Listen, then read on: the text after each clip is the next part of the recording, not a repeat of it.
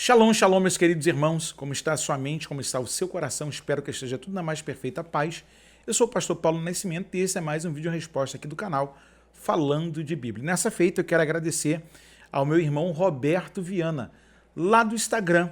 Ele mesmo, Roberto Viana, que está sempre enviando uma pergunta, sempre conversando com a gente por lá.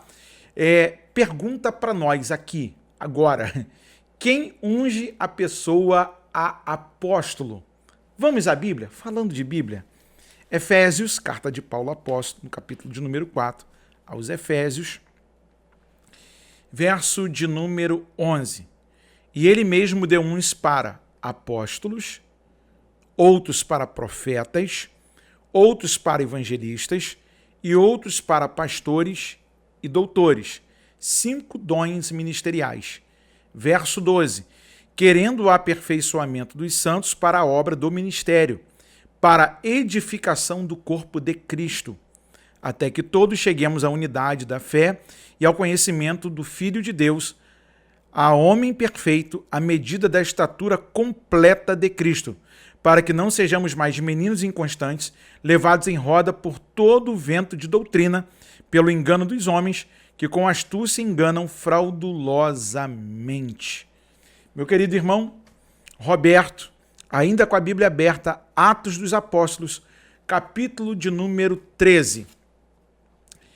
E na igreja que estava em Antioquia, havia alguns profetas e doutores, a saber, Barnabé, Simeão, chamado Níger, Lúcio, Cireneu, Manaém, que fora criado com Herodes o tetrarca, e Saulo, e servindo eles ao Senhor. Preste atenção nisso. E servindo eles ao Senhor, e jejuando, disse o Espírito Santo: apartai-me a Barnabé e a Saulo para a obra que os tenho chamado.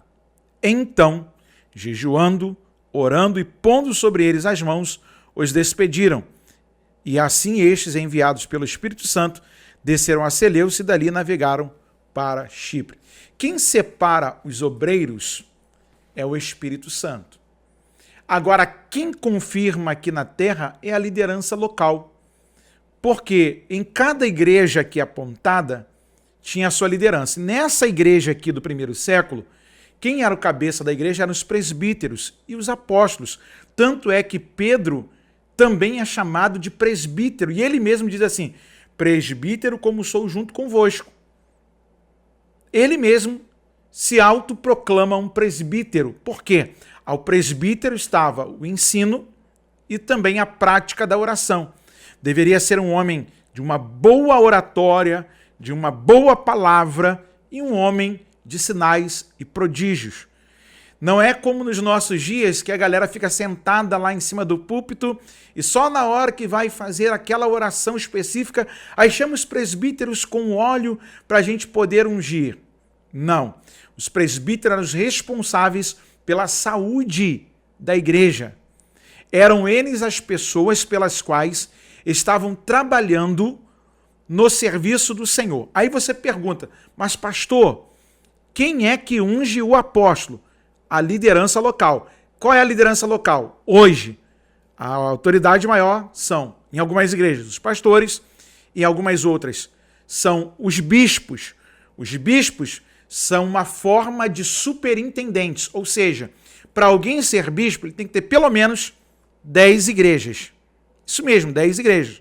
Foi o que a gente aprendeu no seminário. Ele é supervisor das demais, sobre os demais. E aí, sobre estes estão a autoridade. Entendeu? Por exemplo, quem era maior, o rei ou o profeta? O rei era maior. O profeta era mais para o âmbito espiritual. Mas quem era que governava ou quem ungia um rei? Era um profeta. Pegou?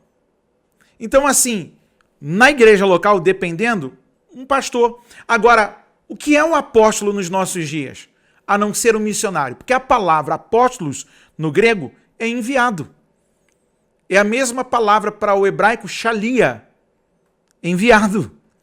E quem são os enviados? Os missionários, que têm a missão de ir a um determinado lugar, implantar uma igreja, ok? E anunciar o reino de Deus. Então, meu irmão Roberto Viana, muito obrigado pela sua interação aqui conosco. hoje no YouTube. Eu sou muito grato a Deus por cada amigo que eu tenho encontrado lá no Instagram, @falando de Bíblia oficial. E dentro de uma pergunta que parece ser simples, a gente encontra pérolas tão grandes. Porque quando se fala dos 5 dons ministeriais, para que eles serviram?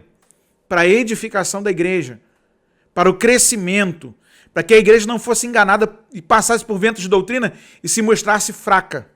Então, fiquemos firmes na fé, porque Deus tem cuidado de nós. Muito obrigado pela sua companhia. Deixe seu like, deixe seu comentário. Vamos para mais um bate-papo? Vem comigo e daqui a gente continua falando de Bíblia.